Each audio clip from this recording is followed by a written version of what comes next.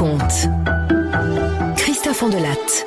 J'exhume aujourd'hui une vieille affaire qui, si vous n'êtes pas tout jeune, vous dira sans doute quelque chose. L'affaire Saint-Aubin. Ça vous parle ? C'est une histoire qui date des années 60, 1964. Un accident de voiture qui n'était peut-être pas un accident. Pendant 35 ans, la justice française a voulu dissimuler la présence dans cet accident d'un camion militaire. Pourquoi ? Pour écrire cette histoire, je me suis appuyé sur le livre de Denis Langlois, L'affaire Saint-Aubin, aux éditions de La Différence. Il sera là tout à l'heure pour le débrief. Simon Veil m'a aidé à écrire ce récit. La réalisation est de Céline Lebras. Europe 1, Christophe Ondelatte.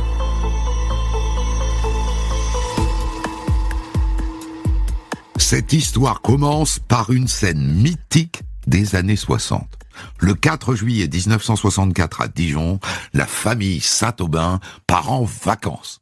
Les parents, Jean et André, qui sont bijoutiers à Dijon, baissent le rideau de leur boutique de la place Grangier. Et c'est parti. Direction Fréjus, le domaine du pain de la Lègue, où les Saint-Aubin ont acheté 2 parcelles pour installer leur caravane.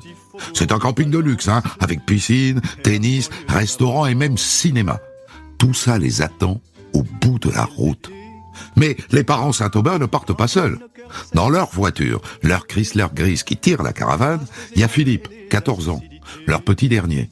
Et puis derrière, dans sa Volvo 122 Sport, il y a leur fils aîné Jean-Claude, 22 ans. Sa voiture est immatriculée en Suisse normale. En ce moment, il fait un stage d'agent commercial à Genève. Et à côté de lui, sur le siège passager, il y a Dominique. Une gamine de 16 ans, c'est la fille d'un pâtissier-confiseur de Dijon. Elle va rejoindre sa sœur au domaine du pain de la Lègue. Jean-Claude, lui, cette longue route vers le sud, ça ne l'effraie pas. Il est pilote de rallye. Et puis encore derrière, au volant d'une Opel, il y a l'autre fils des Saint-Aubin, François, 21 ans, qui fait des études de joaillerie à Genève, lui aussi. Vous remarquerez au passage qu'ils partent à 3 voitures. Alors qu'en se serrant un peu, ils auraient pu tenir dans une seule voiture. Mais ce sont les années 60. Les gamins ont voulu prendre chacun leur bagnole. Et peu importe s'il y a 3 voitures, ils vont cramer au moins 40 litres au 100 km. Ok, boomer, en route pour la Grande Bleue. Dijon, Lyon, Vienne, Valence, avec des arrêts pour faire le plein et d'autres pour manger, ils ont prévu de rouler toute la nuit. Et à cette heure-là, ils croient encore qu'ils roulent vers le bonheur.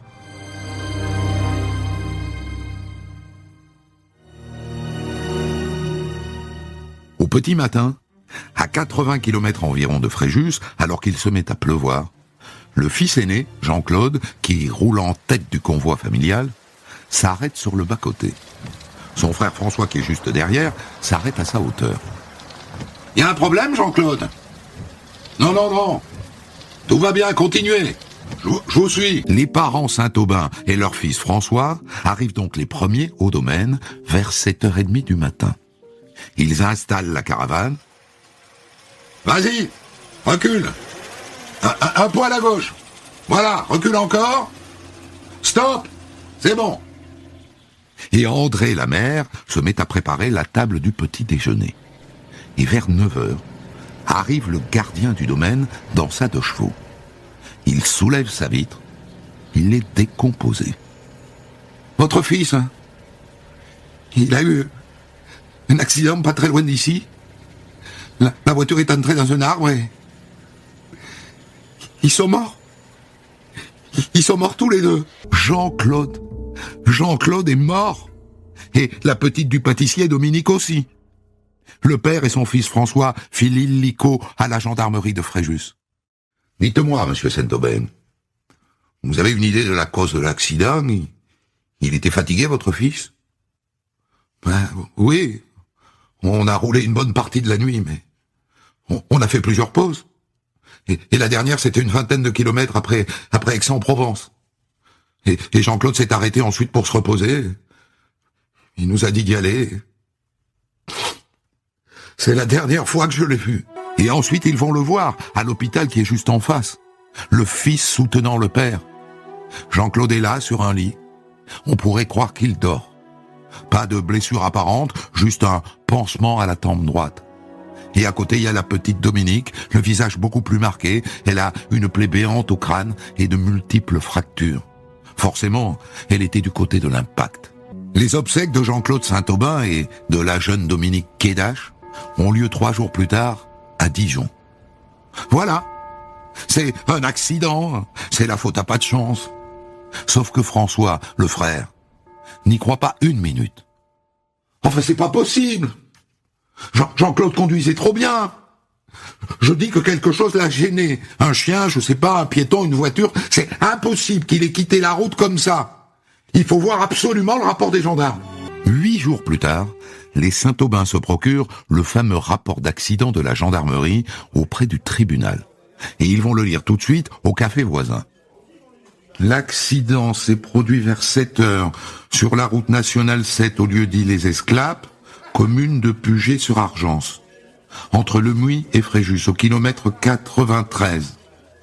Le conducteur circulait à vive allure en direction de Fréjus. Il a perdu le contrôle en franchissant un dos d'âne suivi d'un virage 80 mètres avant l'accident. Il est venu se jeter sur le flanc côté droit contre un platane bordant la chaussée à gauche dans le sens de la marche. Et ensuite, toute la famille va sur place. Normal. Ils veulent voir où Jean-Claude a trouvé la mort. Et donc ils vont au pied du platane. Et c'est le père qui, le premier, remarque que quelque chose ne colle pas. Mais enfin, le virage. Le virage, il est à plus de 80 mètres du platane. Alors il mesure plusieurs fois. Le virage qui suit ce dos d'âne est à près de 200 mètres du platane. Et encore virage. C'est une légère courbe. Et ce qui est bizarre, c'est qu'il n'y a pas de trace de freinage. Et ça, le frère François, il le remarque. Enfin, c'est pas possible, quoi. S'il avait dérapé, il aurait percuté l'arbre de face, ou je sais pas, avec le flanc gauche. Mais là, il fait un tête à queue, et il se retrouve pratiquement dans le sens contraire de la marche. Il s'est passé quelque chose. La voiture a heurté un obstacle. D'après le rapport, il y a un témoin de l'accident. Un certain Jean-Pierre Goursolas, qui allait au travail en mobilette. Il raconte qu'il s'est fait doubler 100 mètres avant le virage par une voiture immatriculée en Suisse qui roulait très vite, au moins 90 km/h au lieu des 50 km/h autorisés. Et qu'après, il a vu la voiture qui sautait, qui zigzaguait et qui s'est mise en travers avant de s'écraser contre le platane. Ce Jean-Pierre, les Saint-Aubin vont le voir. Eh bien, il m'a doublé. Une centaine de mètres avant le virage. Et quand moi-même je suis sorti du virage, eh ben, c'est là que j'ai vu la voiture écrasée contre l'arbre, quoi. Donc il n'a pas vu l'accident. Il est arrivé après. Mais pourquoi diable les gendarmes lui font-ils dire ce qu'il n'a pas vu? En attendant, c'est un accident. Et donc 10 jours plus tard, puisque c'est un accident, le procureur classe le dossier sans suite. Et là, les Saint-Aubin vont voir leur avocat. Eh bien, c'est extrêmement simple, hein. Nous n'avons qu'à porter plainte contre X pour homicide involontaire, voilà tout. Hein, ça va les obliger à ouvrir une enquête. La plainte est déposée le 4 août 1964 à Draguignan. Et une juge d'instruction, la juge Monique Mabelli, est désignée pour mener l'enquête. Et dans les jours qui suivent, miracle, les gendarmes trouvent 4 autres témoins de l'accident. D'abord un fermier, Paul Honorat, qui habite en contrebas de la Nationale. Il a entendu un sifflement de pneus. Il a vu derrière les arbustes d'une voiture raser le bord droit avant de retraverser la route en oblique. Et ensuite, il a entendu un choc terrible.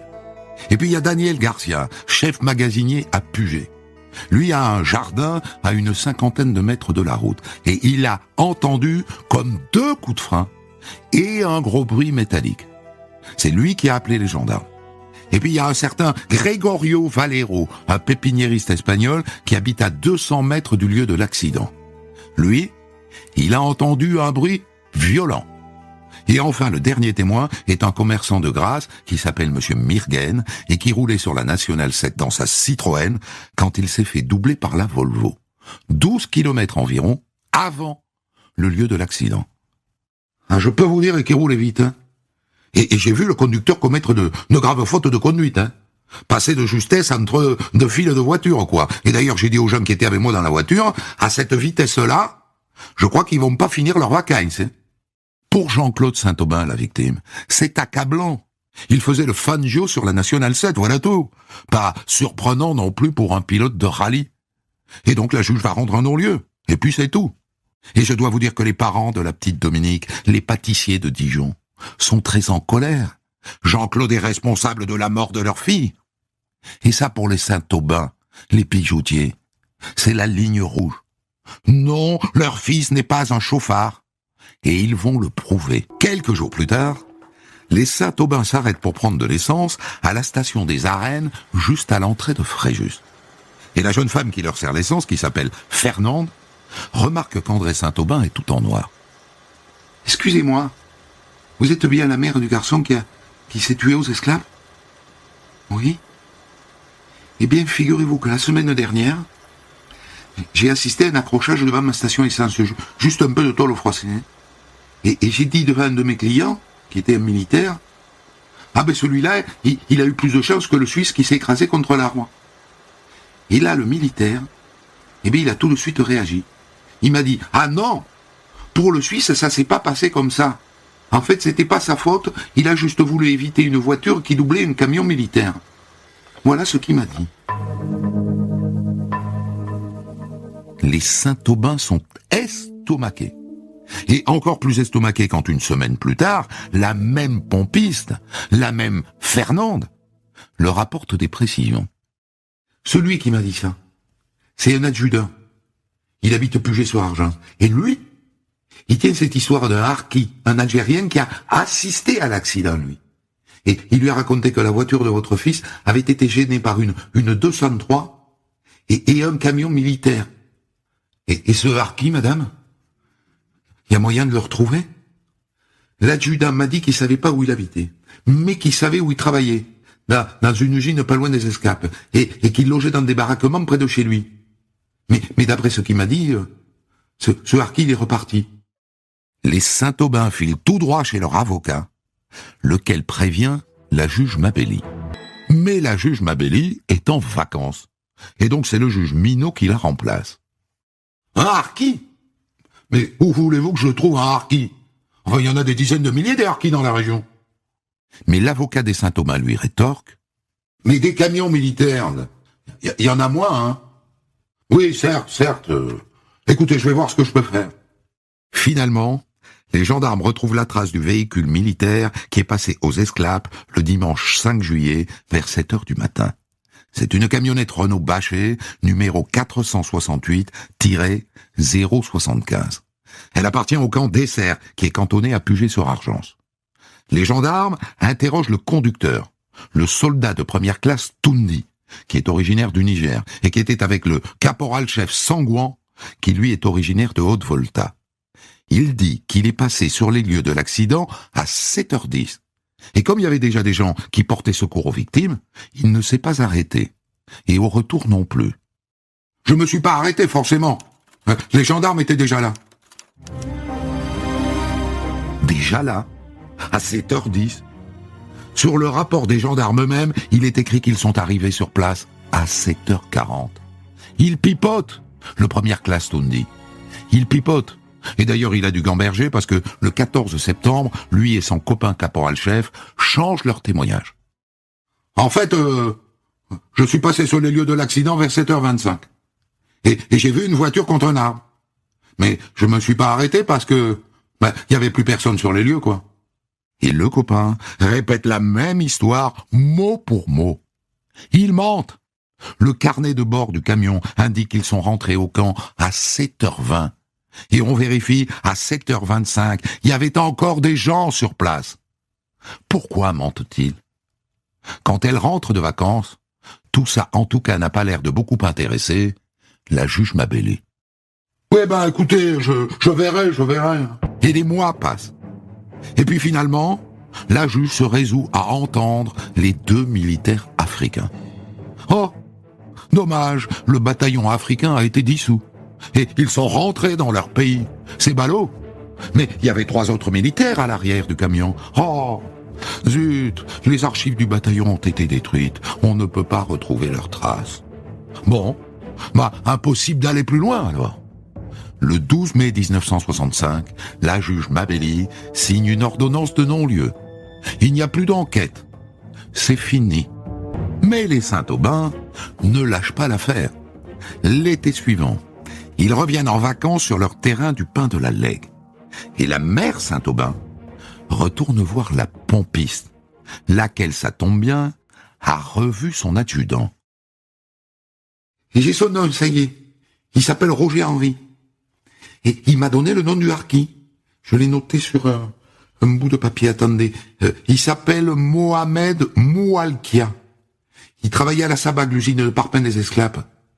Et maintenant, il est au Bousquet d'Orbe, dans l'Hérault. Vous devriez aller le voir, hein. Et dites bien à Moualkia que vous venez de la part de l'adjudant Henry. Ils vont le voir tout de suite. La trentaine, grand, mince, sec, en tenue de peintre, le béret sur la tête.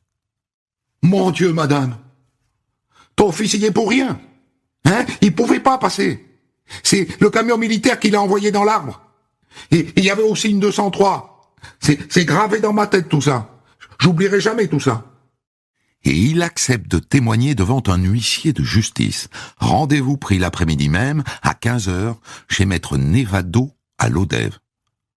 Moi, j'allais travailler à la Sabac, et j'ai vu une camionnette militaire qui a heurté la voiture. Et la voiture, elle est allée dans l'arbre. Et il a vu une 203 noire passer juste après, sans s'arrêter. C'était une voiture qui avait la peinture blanche et rouge près de la plaque. Blanc, rouge et bleu, comme les voitures de l'armée. Le gars signe son témoignage sans hésiter. Et l'automne passe. Et le 9 décembre 1965, le procureur Paoli de Draguignan ordonne une nouvelle enquête pour vérifier la présence sur place de Moualkia, le jour de l'accident.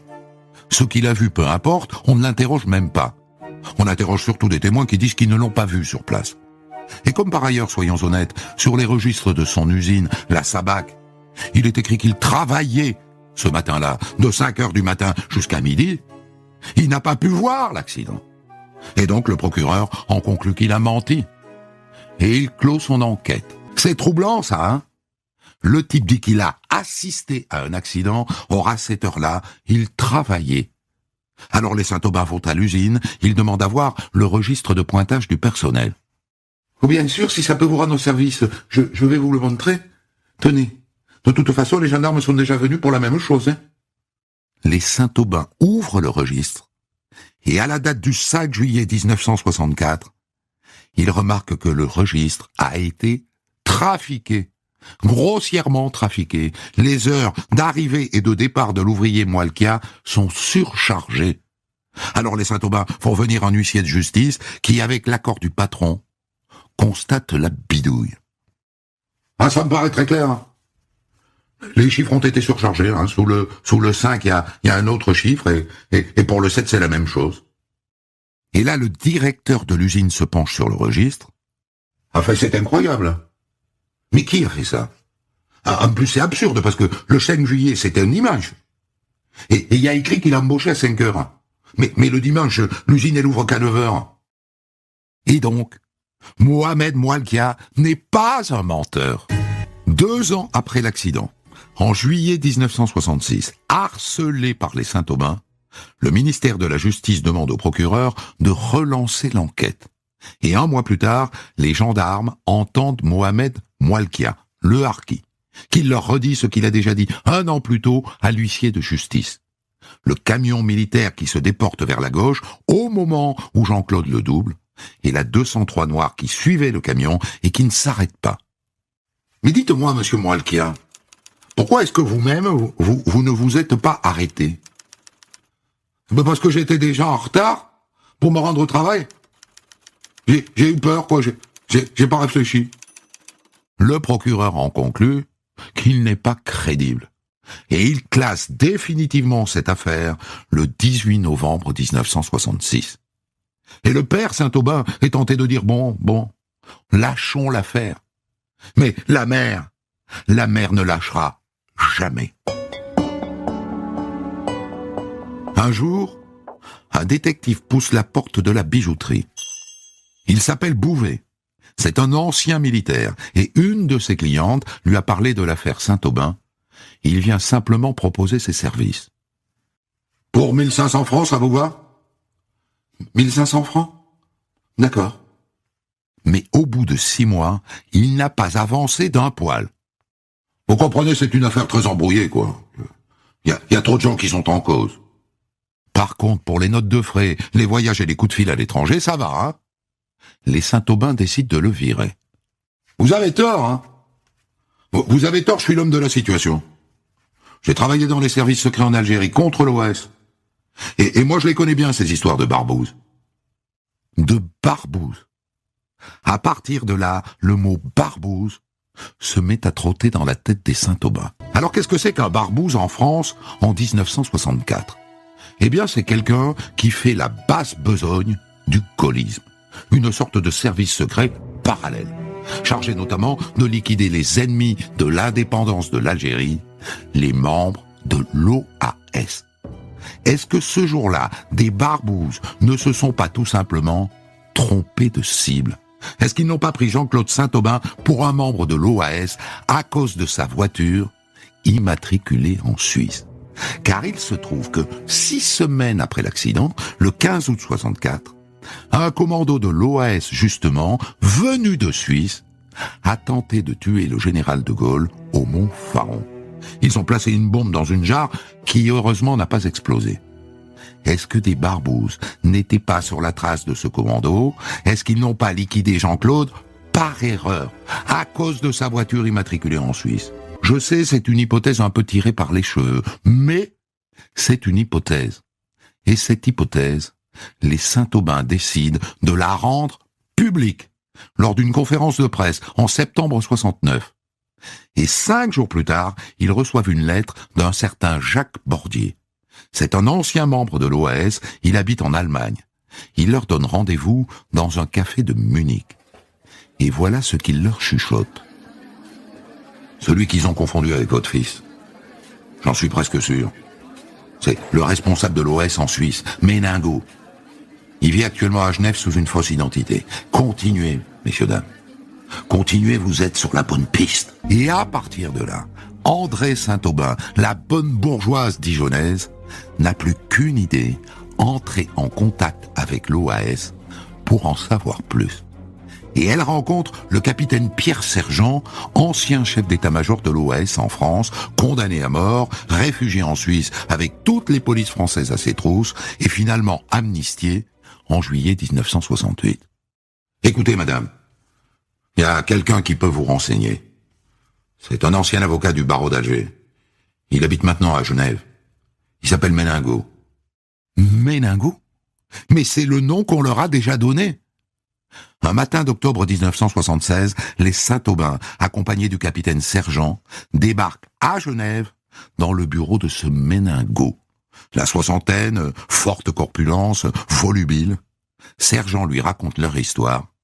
Et la Méningo se lève d'un bond. Mais bien sûr que c'était moi qui étais visé, enfin. À l'époque, quand j'ai lu l'histoire de l'accident de votre fils dans un journal suisse, j'ai dit à ma femme, bon Dieu, c'est moi qui étais dans le collimateur. Et là, Sergent lui demande, et pourquoi t'as pensé ça? Je devais me rendre clandestinement sur la Côte d'Azur à cette date-là, hein? Et j'avais, comme le fils de ces messieurs-dames, une Volvo immatriculée en Suisse, à Genève, avec un numéro qui était très proche du sien. Depuis, il a changé de voiture. Mais sa Volvo était immatriculée GE 108 551. Et celle de Jean-Claude, GE 105 546. Il y a 4 chiffres en commun. Et c'était le même modèle. Une Volvo 122 Sport bicolore. Avec tout de même des différences de couleur. Celle de Jean-Claude était noire et blanche. Celle de Méningo, rouge et blanche. Mais peu importe. Les Saint-Aubin sont maintenant convaincus que leur fils a été assassiné par méprise par des barbouzes. Le couple Saint-Aubin va mettre des années à obtenir justice. Il faut attendre l'arrivée de la gauche au pouvoir en 81 et la nomination de Robert Badinter comme garde des Sceaux pour que la justice accepte de réouvrir le dossier. Mais quel dossier ? Quand le conseiller technique de Badinter réclame le dossier, Il a disparu, figurez-vous. Il a été perdu en 1972. Alors il y a une copie du dossier, mais elle a disparu elle aussi, en volée. C'est ballot, hein. Qu'importe. Robert Badinter demande la réouverture de l'enquête. Il désigne 3 hauts magistrats. Il reconstitue le dossier. Et en 1985, il rend un rapport qui reconnaît la présence d'un camion militaire qui aurait malencontreusement provoqué l'accident. Rien de plus, hein. Ils ne retiennent pas l'hypothèse assez fumeuse, reconnaissons-le, d'un commando de Barbouze qui aurait confondu Jean-Claude avec un chef de l'OAS. Mais tout de même, quelle victoire pour les Saint-Aubin! Non, ils n'étaient pas fous. Oui, il y avait bien un camion militaire. Oui, Mohamed Moualkia a dit la vérité. Et le rapport va plus loin. Il critique la justice de l'époque. Il n'est pas facile de comprendre pourquoi de nombreux magistrats n'ont pas éprouvé la nécessité d'ordonner une expertise, une reconstitution ou au moins une confrontation entre Mohamed Moualkia et les autres témoins. Comment ont-ils pu juger sans connaître les lieux et sans vérifier la version de Moualkia? Donc, les Saint-Aubin sont des victimes dans ce dossier. Et s'ils sont victimes, alors on doit les indemniser. En septembre 1990, le ministère de la Justice reconnaît la responsabilité de l'État français dans le mauvais fonctionnement de la justice. Et il leur verse 500 000 francs. Et longtemps, en se couchant le soir, André Saint-Aubin se dira « Avec cet argent, est-ce qu'on n'a pas voulu acheter mon silence ?» Je peux vous dire que nous ne capitulerons jamais. Quoi qu'il arrive, notre vie depuis 20 ans, nous n'avons fait que crier vraiment cette vérité. Et quoi qu'il arrive, nous ne capitulerons jamais. La voix d'André Saint-Aubin enregistrée en 1988. Je vais débriefer cette histoire avec celui qui a écrit ce livre, l'affaire Saint-Aubin, paru aux éditions La Différence, de Denis Langlois. Elle est toujours vivante, André Saint-Aubin? Non, elle est décédée en 2003. Son mari est décédé d'ailleurs un petit peu avant, en 94. Mais elle s'est battue jusqu'au bout. Ah, jusqu'au bout, ça a été quelque chose d'intense. Il n'y aurait pas eu d'affaire Saint-Aubin sans Madame Saint-Aubin. Elle a lutté d'une façon déterminée, obstinée. Vous avez très bien dit qu'elle appartenait à la bonne société dijonnaise et elle s'est opposée à des institutions comme la gendarmerie, l'armée, la justice. Elle est devenue une contestatrice et elle a fait appel, comme vous l'avez dit, à la gauche lorsque François Mitterrand est devenu président de la République. Est-ce que ses enfants ont repris le flambeau? Est-ce qu'il y a quelqu'un encore aujourd'hui qui se bat pour la vérité? Oui, alors quand j'ai présenté mon livre à Dijon, j'ai organisé avec François Saint-Aubin une conférence de presse. Et il a indiqué qu'il était tout à fait déterminé à continuer à rechercher la vérité et éventuellement la justice. Donc on peut dire que l'affaire n'est pas encore terminée, bien qu'il soit difficile de trouver un demi-siècle après de nouveaux éléments. Est-ce qu'il y a des archives quelque part qui, lorsque le délai sera passé, qui est de 70 ans, je crois, permettront de connaître la vérité? Ou pas, à votre avis? C'est possible, mais le problème, c'est que le secret défense n'a pas été levé pour l'instant. C'est une procédure difficile à mettre en route. Je ne sais pas du tout ce qui se passera. Bon, on parle de 50 ans, 60 ans, et il y a des documents qui restent toujours secrets. Moi, si vous voulez, ce que j'espère en publiant mon livre, c'est qu'il y aura des révélations qui seront faites. C'est une sorte de bouteille jetée à la mer. À la fin de leur vie, peut-être des gens qui savent décideront de libérer leur conscience. Voilà, c'est un petit peu l'espoir, mais aujourd'hui, il est difficile d'espérer quand même des révélations qui déboucherait sur la vérité. Alors, ce rapport de 1985 qui met un terme judiciaire à cette affaire, je suppose que vous l'avez lu en entier. Au-delà du passage que j'ai cité et qui reconnaît que les magistrats de l'époque n'ont pas fait leur travail, tout simplement, est-ce qu'il dit pourquoi ils n'ont pas fait leur travail. Alors, contrairement à ce que vous dites, la vérité officielle, la version officielle, c'est celle d'un accident malheureusement banal. Le rapport de Monsieur Jacquemin, lui qui établit qu'il s'agit d'un accident provoqué involontairement par un camion militaire, n'est qu'une sorte de rapport intérieur, si vous voulez, qui n'a pas valeur de décision judiciaire. Ah oui, donc ça n'est pas la vérité judiciaire. Non, pas du tout. La vérité, la version officielle, si vous voulez, celle qui s'impose, c'est l'accident malheureusement banal, un conducteur qui roule un peu trop vite sur une route mouillée et qui percute un platane. Alors ce rapport, est-ce qu'il dit pourquoi ? Pourquoi est-ce que des magistrats n'ont pas fait leur travail dans ces années-là ? Bien sûr, il est extrêmement sévère pour les magistrats parce que il indique que effectivement le dossier aurait dû être rouvert à plusieurs reprises puisque les Saint-Aubin apportaient des éléments nouveaux. Donc il y a eu une sorte d'obstruction de la part de la justice.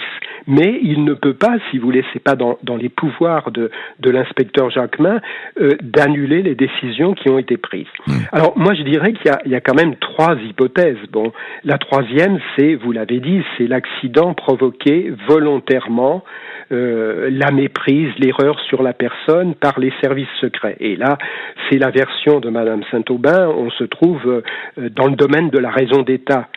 Voilà, si vous voulez, 3 hypothèses. Restons sur l'hypothèse d'un accident, au fond, que tout simplement l'armée n'aurait pas voulu reconnaître par une sorte de tradition.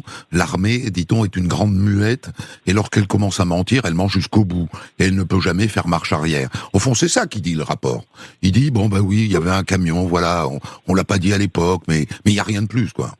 Oui, mais ce qui semble quand même étonnant, c'est tous les obstacles qui ont été dressés devant monsieur et madame Saint-Aubin.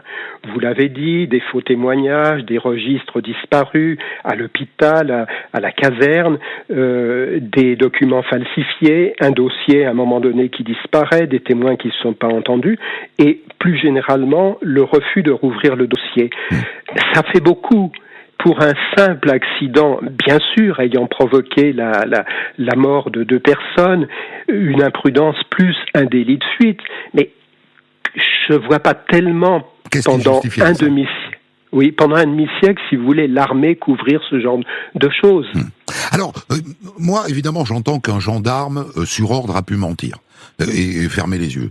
J'entends qu'un procureur de la République, dans les années 60, sur ordre, ait pu clore une enquête parce qu'on le lui demandait.